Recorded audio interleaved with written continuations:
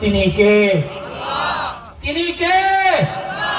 আমার ভাইয়েরা, তাহলে ফিরে আসতে হবে কোথায়? ফিরে আসতে হবে কোথায় আমাদেরকে? আল্লাহর পথে। এইটুকু মনে আসছে না নাকি? মানে সেই আমাদের অবস্থা কেমন বলেন তো? আবু জেহেল, আবু লাহাবের মতন হয়ে যাবে। বলছে মোহাম্মদের কলমা পড়িস না। মোহাম্মদের কলমা যদি পড়ে নিস তাহলে তো আর নেতাগিরি চলবে না। তো আমাদেরও ওই রকম দাঁড়িয়ে পেশাব করা যাবে না, লটারির আড্ডাতে দাঁড়ানো যাবে না। আল্লাহর পথের দিকে যদি ধাবিত হয় তাহলে দাড়ি রেখে দিতে হবে, লম্বা জামা গায়ে দিতে হবে, মাথায় টুপি লাগাতে হবে, তাহলে লোকে আমাকে চাচা চাচা বলবে। এই জন্য আল্লাহর পথের দিকে আসার জন্য যখন বলা হচ্ছে তখন মুসলমান চুপ। তাহলে এই মুসলমানের দিকে বিপদ আসবে না তো কি আমাদের দিকে আসবে? হ্যাঁ ভাই, তো ফিরে আসতে হবে কোথায়? এই কথা বলে না, দেখেন পেছনের মানুষগুলো সব চুপ। ফিরে আসতে হবে কোথায়? আল্লাহর পথের দিকে। কিন্তু ভাই আমরা আসবো ঠিকই, আমাদের অবস্থা একটা উদাহরণ দিলে বুঝতে পারবেন। সাপে আর ব্যাঙে খুব বন্ধুত্ব, বুঝলেন? সাপে আর ব্যাঙে খুব বন্ধুত্ব। এরপরে সাপ আর ব্যাঙ একদিন কথোপকথন করতে করতে বললে, ব্যাঙ বলছে বন্ধু একটা কথা তোমাকে বলার ছিল, কিছু মনে করো না। বলছে কি কথা বলো, কি কথা বলো? তখন ব্যাঙ বলছে সাপকে, বলছে তুমি দেখতে মাশাআল্লাহ খুব সুন্দর, তেল কুচকুচে, খুব সুন্দর লাগে। তুমি যখন ফোনে তোলো তখনও দেখতে বেশ সুন্দর লাগে, কিন্তু যখন তুমি চলো তখন ওই বাঁকা হয়ে চলো, ওইটা ভালো লাগে না।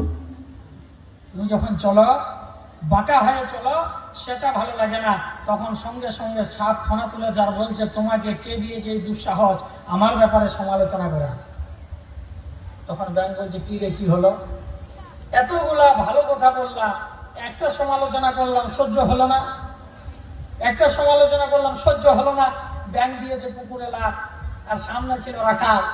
রাখালের হাতে কি থাকে ভাই? হেদায়েতুল্লাহ। মাদ্রাসার তালবি ইলমরা জানে সেটা। তো হাতে ছিল হেদায়েতুল্লাহ। বিসমিল্লাহ বলে শুরু করেছে, বিসমিল্লাহ বলে শুরু করে মেরে একদম সোজা করে শুইয়ে দিয়েছে।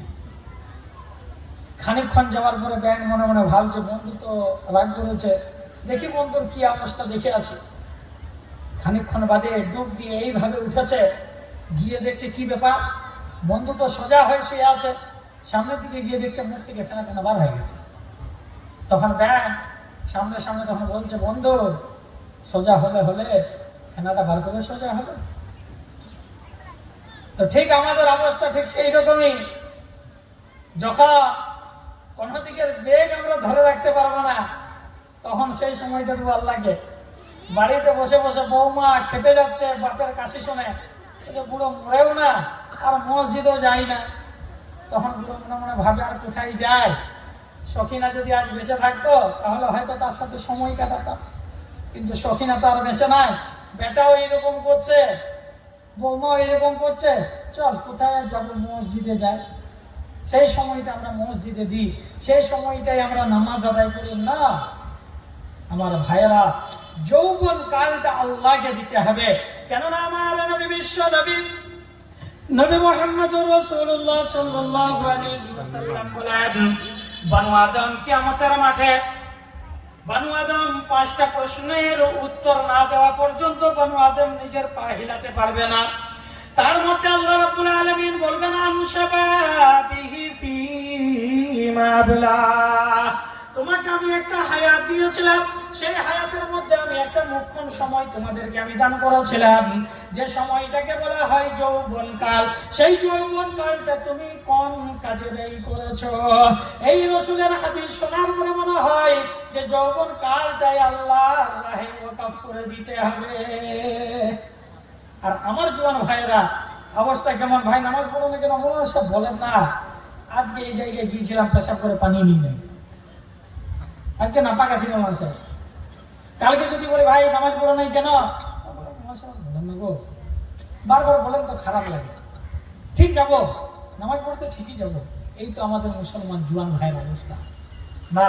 এইভাবে এটা মুসলমানের জীবনী হতে পারে না, এইভাবে মুসলমান জীবিত থাকতে পারে না, এইভাবে মুসলমান কোনদিন নিজের মাথা তুলে বাঁচতে পারে না। বিশ্ব নবী নবী মুহাম্মদ রাসূলুল্লাহ সাল্লাল্লাহু আলাইহি ওয়াসাল্লাম মেরাজ থেকে ফিরে এলেন, সাহাবাদের কাছে এসে বললেন, ওগো আমার সাহাবারা, আমার মেরাজ হয়েছে। সাহাবারা খুশিতে আত্মহারা হলো যে এইবারে আল্লাহর কাছে থেকে সরাসরি পাওয়ার একটা মাধ্যম পেয়ে গেলাম।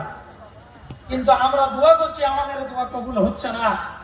এটার মূল কারণ একটাই, যে আমরা আল্লাহকেও চিনি না, তার রাসূলকেও চিনি না। হাদিস কোরআন তো দূরের কথা, হাদিস কোরআন তো দূরের কথা।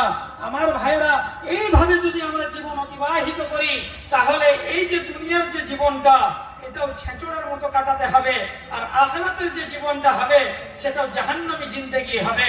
আর যদি আল্লাহর পথের দিকে ধাবিত হয়, আল্লাহর পথের দিকে যদি ফিরে আসি, তাহলে এই যে দুনিয়ার যে জীবনটা, এটাও আমার সফল কাম হবে, আর আখিরাতের জীবনটাও আমার জান্নাতি জীবন হবে। এইখানে এমন একটা মানুষ আমাকে দেখান তো যে বলে আমি জাহান্নামে যেতে চাই, এরকম কেউ আছে এখানে?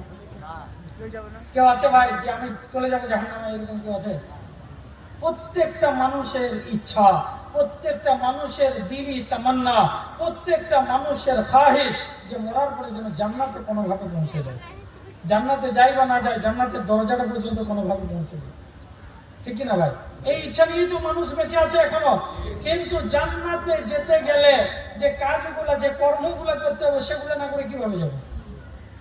আল্লাহ রাব্বুল আলামিন বলেন, তোমরা যদি যৌবন কালে ইবাদত করো, তাহলে তো আমি রব তো কম দিই না, আমি আল্লাহ তো কম দিই না।